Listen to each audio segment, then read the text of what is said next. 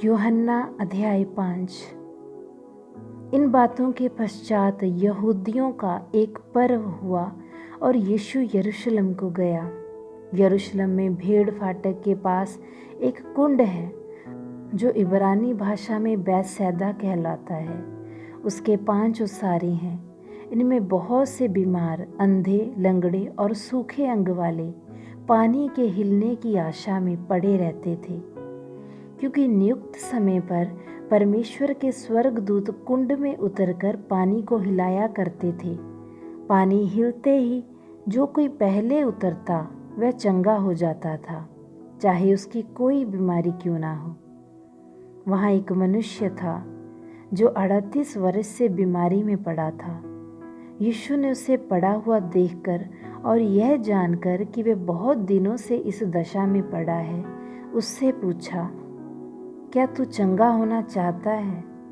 उस बीमार ने यीशु को उत्तर दिया, हे प्रभु, मेरे पास कोई मनुष्य नहीं कि जब पानी हिलाया जाए तो मुझे कुंड में उतारे, परंतु मेरे पहुँचते पहुँचते दूसरा मुझसे पहले उतर जाता है। यीशु ने उससे कहा, उठ, अपनी खाट उठा और चल फिर। वह मनुष्य तुरंत चंगा हो गया और अपनी खाट उठाकर चलने फिरने लगा। वह सब्त का दिन था, इसलिए यहूदी उससे जो चंगा हुआ था कहने लगे, आज तो सब्त का दिन है, तुझे खाट उठाना उचित नहीं। उसने उन्हें उत्तर दिया, जिसने मुझे चंगा किया उसी ने मुझसे कहा, अपनी खाट उठा और चल फिर। उन्होंने उससे पूछा, वह कौन मनुष्य है जिसने तुझसे कहा, खाट उठा और चल फिर? परंतु जो चंगा हो गया था वह नहीं जानता था कि वह कौन है, क्योंकि उस जगह में भीड़ होने के कारण यीशु वहाँ से हट गया था। इन बातों के बाद वह यीशु को मंदिर में मिला। यीशु ने उससे कहा, देख, तू चंगा हो गया है, फिर से पाप मत करना, ऐसा ना हो कि इससे भारी विपत्ति तुझ पर आ पड़े। उस मनुष्य ने जाकर यहूदियों से कह दिया कि जिसने मुझे चंगा किया वह यीशु है। इस कारण यहूदी यीशु को सताने लगे, क्योंकि वह ऐसे काम सब्त के दिन करता था।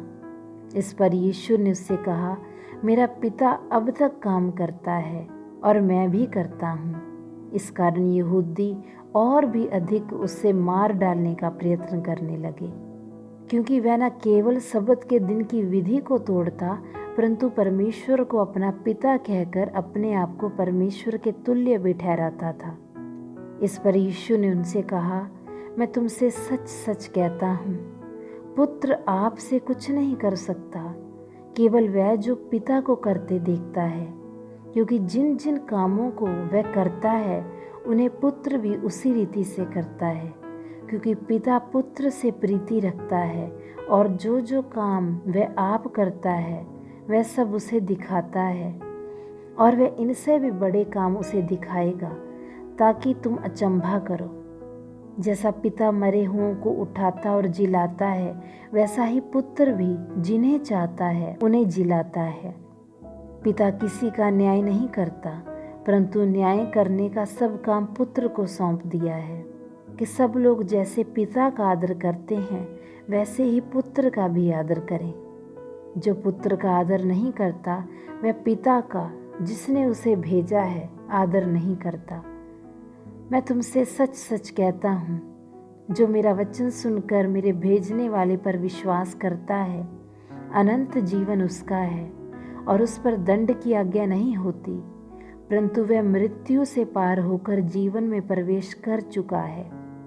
मैं तुमसे सच सच कहता हूँ, वह समय आता है और अब है, जिसमें मृतक परमेश्वर के पुत्र का शब्द सुनेंगे, और जो सुनेंगे वे जिएंगे, क्योंकि जिस रीति से पिता अपने आप में जीवन रखता है, उसी रीति से उसने पुत्र को भी अधिकार दिया है कि अपने आप में जीवन रखे, वरन उसे न्याय करने का भी अधिकार दिया है, इसलिए कि वह मनुष्य का पुत्र है।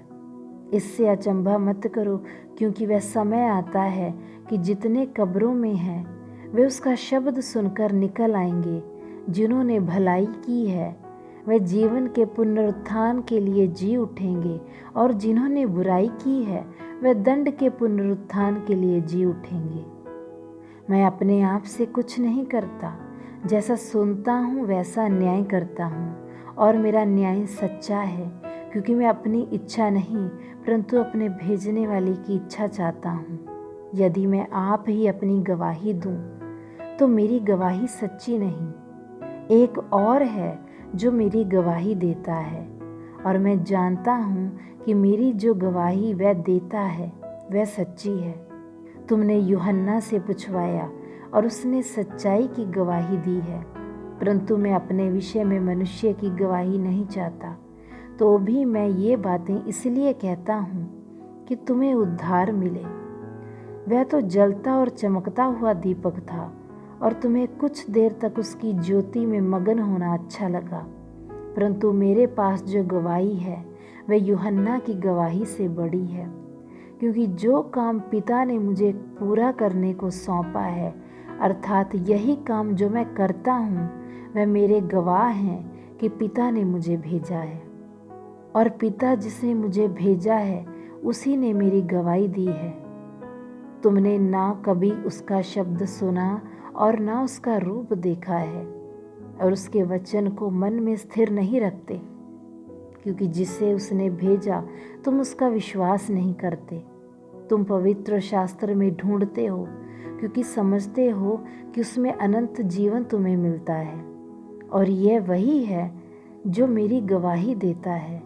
फिर भी तुम जीवन पाने के लिए मेरे पास आना नहीं चाहते। मैं मनुष्यों से आदर नहीं चाहता, परंतु मैं तुम्हें जानता हूँ कि तुम में परमेश्वर का प्रेम है। मैं अपने पिता के नाम से आया हूँ, और तुम मुझे ग्रहण नहीं करते। यदि अन्य कोई अपने ही नाम से आए तो उसे ग्रहण कर लोगे। तुम जो एक दूसरे से आदर चाहते हो, और वह आदर जो एकमात्र परमेश्वर की ओर से है, नहीं चाहते, किस प्रकार विश्वास कर सकते हो? यह ना समझो कि मैं पिता के सामने तुम पर दोष लगाऊंगा। तुम पर दोष लगाने वाला तो मूसा है, जिस पर तुमने भरोसा रखा है, क्योंकि यदि तुम मूसा का विश्वास करते तो मेरा भी विश्वास करते, इसीलिए कि उसने मेरे विषय में लिखा है।